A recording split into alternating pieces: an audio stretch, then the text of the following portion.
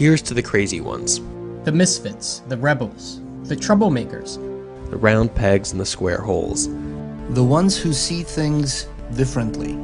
They're not fond of rules and have no respect for the status quo. You can quote them, disagree with them, glorify or vilify them. About the only thing you can't do is ignore them, because they change things. They invent. They imagine. They heal. They explore. They create. They inspire. They push the human race forward. Maybe they have to be crazy. How else can you stare at an empty canvas and see a work of art? Or sit in silence and hear a song that's never been written. Or gaze at the red planet and see a laboratory on wheels. While some see them as the crazy ones, we see genius.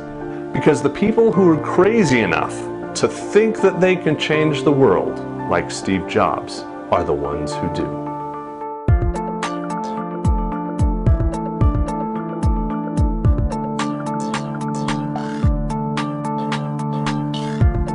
What I admired most about Steve Jobs was his ability to defy tradition. You know, I still remember the day when I bought my first ever Apple product. It was a 13-inch MacBook Pro. I bought it a year and a half ago, and it just completely changed my perspective on computers. My friend Randall back then was just crazy. I mean, you have to buy a Mac, you have to buy a Mac, and I was like, why am I going to need a Mac? I've been using Windows computers for the past 15 years, and the transition's not going to be easy. And I just remember that he brought his own 13-inch MacBook Pro back then. He set it on the table, and he began just gesturing with the trackpad. And, you know, he had me at the gestures. People don't remember it, but back 30 years ago, if you wanted to buy a computer, you had to memorize command prompts and commands to be able to handle it. It wasn't easy for a typical person to use a computer if you didn't memorize the commands. You had to be a programmer or learn the language to understand it. And Steve Jobs comes out of the blue with the Macintosh to change the way things were. Everything was graphical. You didn't have to memorize anything because the computer was actually smart enough to do what it had to do.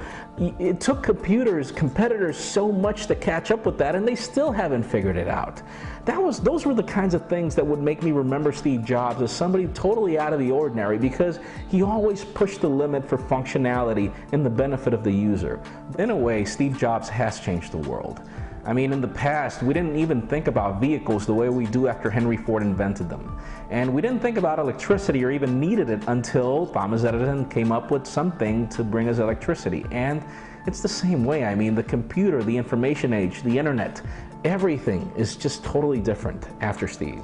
He wanted more. He definitely thought different. And that's why we admire him the way we do. My favorite part of any Apple product launch was going back to watch Steve Jobs deliver his keynote on stage. It was magical in and of itself. The way he talked about how competitors were doing it differently and how Apple had an elegant, simple, amazing solution that always seemed to be above and beyond what we thought was possible with today's technology. It was truly amazing and magical to watch him on stage, and I will truly miss the way that he presented himself and the products that he loved so much.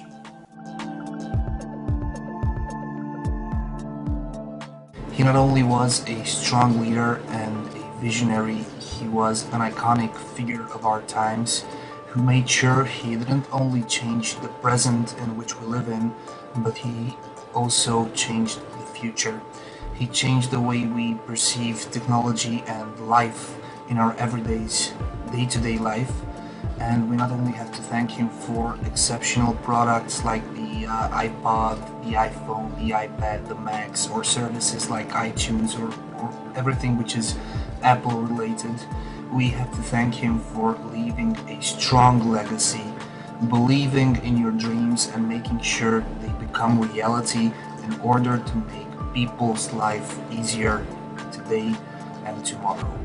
For this, he will always be remembered in our hearts, in our minds, and even beneath our fingertips, because we all love Apple products as they set out a new standard in technology. You will be very much missed. Steve Jobs, thank you for giving us everything. Thank you for being here. For me personally, it was an honor living in times together with Steve Jobs. May you rest in peace. It's hard for me to imagine growing up in a world without Steve Jobs' influence. My first computer I ever had growing up was an Apple II GS, the family got, and Christmas of 1986 or 1987. And for my little 5-year-old mind, seeing these relatively high-resolution graphics, the colors, being able to interact with a mouse just blew me away.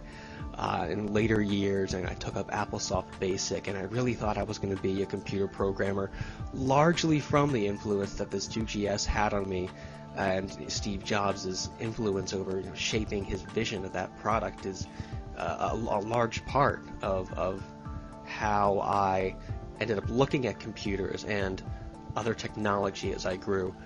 And in later years, I ended up getting a PC, and I drifted away from the Apple world.